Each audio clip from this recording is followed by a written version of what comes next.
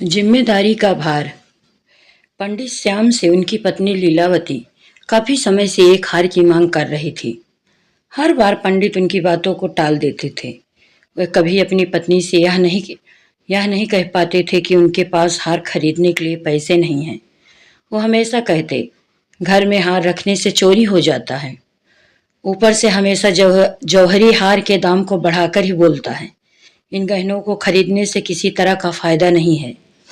बस कुछ देर के लिए सजने संवरने के लिए काम आने वाले हार से इतनी मुसीबत आती है तो इसे खरीदना बेकार ही है। पंडित की पत्नी काफी बहुत भोली भाली थी। वो हमेशा अपने पति के इन बातों में आ जाती थी, लेकिन दूसरी महिलाओं के पास गहने देखकर उसके मन में होता था कि काश मेरे पास भी ऐसे गहने होते। वैसे पंडित थोड़ी मेहनत करते तो अपनी पत्नी के लिए हार खरीद सकते थे, लेकिन उन्हें सिर्फ भोजन करना और आराम करना ही पसंद था। वो अपने आलस्य के कारण पत्नी की चार बातों को सुनना भी बुरा नहीं मानते थे। एक दिन बच्चों को पढ़ाकर पंडित घर लौटे तो देखा कि उनकी पत्नी के गले में वही हार है जिसकी मांग वो लंबे समय से कर रही थी। हार देखते ही उन्होंने पूछा, अरे इतना सुंदर हार तुम्हारे गले में कैसे आया? पत्नी ने जवाब दिया कि ये पड़ोस में रहने वाली महिला का है। मैं उससे मिलने गई थी। आज उसने जब मुझे ये हार दिखाया तो मैं इसे पहन कर आ गई ताकि तुम इसे देख लो। मुझे बस ऐसा ही एक हार चाहिए। पंडित बोले, पगली, तुम किसी दूसरे का इतना महंगा हार लेकर आ गई हो। अगर चोरी हो गया तो यह बनवाना ही पड़ेगा और बदनामी होगी। जो ऊपर से वो अलग। पंडित की पत्नी कुछ सुनने को तैयार नहीं थी। उसने बताया कि ये 20 तोले का हार है और मुझे भी बिल्कुल ऐसा ही हार चाहिए। पत्नी की जिद सुनकर पंडित को घबराहट होने लगी। तभी पत्नी बोल पड़ी, जब सारी महिलाएं ऐसे हार पहनती हैं तो मैं आखिर क्यों नहीं पहन सकती? गुस्से में पंडित बोल पड़े, सब लोग कुएं में कूदेंगे तो क्या तुम भी कुएं में कूद जाओगी? ऐसा नहीं होता है कि जो दूसरा करे वही हम भी करें। फिर पंडित ने दिमाग लगाकर अपनी पत्नी को बताया कि देखो, इस हार की कीमत आने वाले समय में घट जाएगी। अगर आज इसे मैंने 1000 में लिया तो 1 साल बाद ये 600 रुपए का हो जाएगा और फिर 5 साल में इसकी कीमत सिर्फ 300 ही रहेगी। यह काफी बड़ा नुकसान है। इसे सहकर मैं हार नहीं खरीद सकता। तुम जल्दी से इस हार को वापस कर दो। इतना कहकर पंडित घर से बाहर की ओर चले गए। उसी रात पंडित की पत्नी ने एक चोर को अपने घर में देखा। वो चिल्लाने लगी। जब पंडित ने कहा कि क्या हुआ तो वो बोली, मैंने अभी एक परछाई को देखा है। वो घर के अंदर गया है। वो पक्का चोर है। पंडित ने जल्दी से अपनी छड़ी और लालटेन पत्नी से मांगी। पत्नी ने कहा कि मैं डर के मारे उठ ही नहीं पा रही हूँ। तभी बाहर से कुछ लोग आ गए। उन्होंने पंडित से पूछा, क्या हुआ? घर में चोरी हो गई है क्या? पंडित की पत्नी लीलावती बोली, नहीं, ऊपर छत से नीचे की ओर कूदा था और फिर हमारे बिस्तर के पास से तेजी से आगे भागा। मैंने उसकी हाथ गर्दन की ओर फिराया तो उसे पता चला कि पड़ोसन का वो हार उसके गले से गायब है। हे भगवान, कहकर वो अपना सिर पीटने लगी। पंडित श्याम शास्त्री ने पूछा, तुम उस हार को उतारकर क्यों नहीं सोई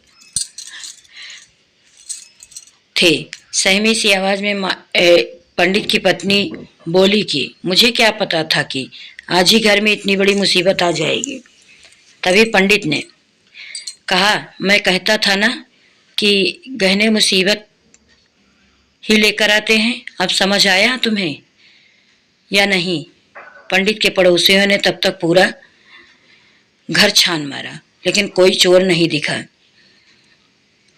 छत पर भी देखा पर कुछ हाथ न लगा।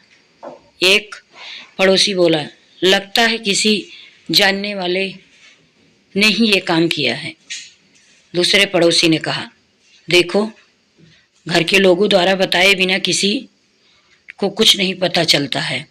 हार के अलावा और क्या चोरी हुआ है वो देखना चाहिए। तभी पंडित की पत्नी लीलावती बोली, सब कुछ तो सही ही दिख रहा है, संदूक भी बंद है और बर्तन भी सारे घर में ही हैं। उस चोर को पराये लोगों का सामान ही ले जाना था।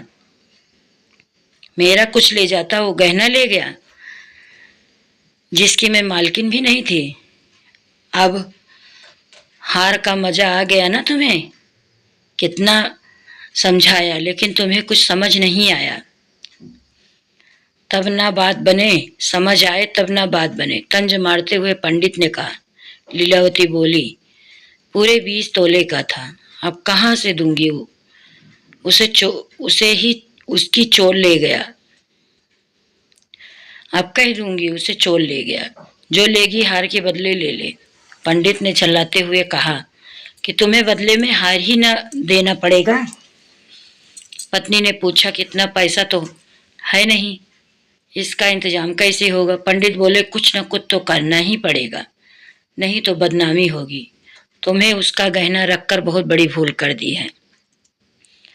लीलावती ने दुखी होते हुए कहा कि मेरा भाग्य ही खराब है, दूसरों की चीजें गले में डालकर मुझे क्या सुख मिला था कि मैं उसे पहनकर ही सो गई। उसके पति ने कहा कि अब खुद को दोष मत दो, देखते हैं कुछ न कुछ कर ही लेंगे।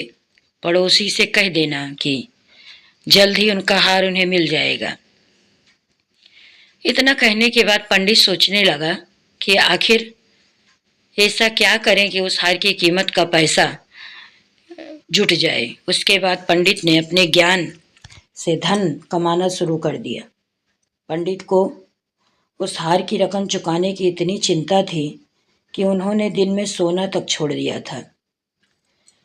बच्चों को पाठशाला में पढ़ाने के बाद श्रीमद् भागवत की कथा करते और फिर लोगों की कुंडलियां सब देखते। इतना करते करते देर रात तक जागते और फिर सुबह पाठशाला में बच्चों को पढ़ाने के लिए चले जाते।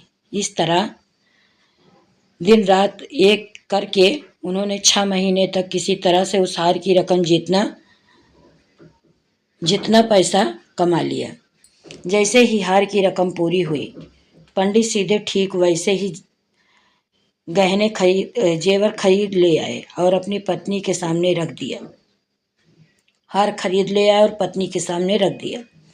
पंडित की पत्नी पहले तो हार देखकर बहुत खुश हुई। फिर उसने पंडित से पूछा कि आप गुस्से में दे रहे हैं क्या ये हार?